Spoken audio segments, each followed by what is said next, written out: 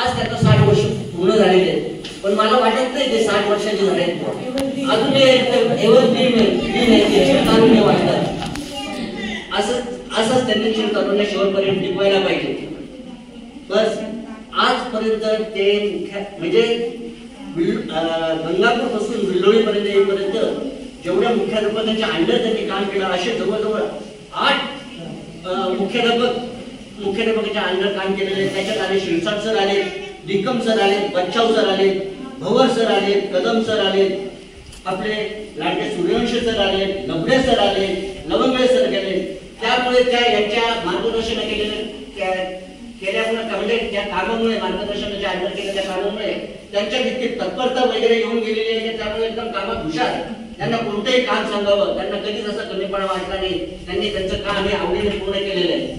त्याचप्रमाणे मी तर म्हणतो गेले 39 वर्ष झाले त्यांना, म्हणजे 39 वर्षापासून त्यांच्या हातात मुख्याध्यापकांच्या हातात असे बेल, पण मला वाटतं त्यांच्या हातात खास रिमोट होता. तो रिमोट असा होता की ते रिमोट त्यांच्या हातात असं होता की त्यांनी सर्व शाळेला विद्यार्थ्यांपासून शिक्षक वर्ग मुख्याध्यापक वर्ग सर्व हलायला लावले. तास झाला तर शिक्षक घालला पाहिजे, बिल झालं तर मुलं यायला पाहिजे, शाळा सुट्टी मुलं जायला पाहिजे. अशा प्रकारे त्याची जी ताकद होती ती म्हणजे तो रिमोट होता त्याचं फार महत्व आहे कामात सतत.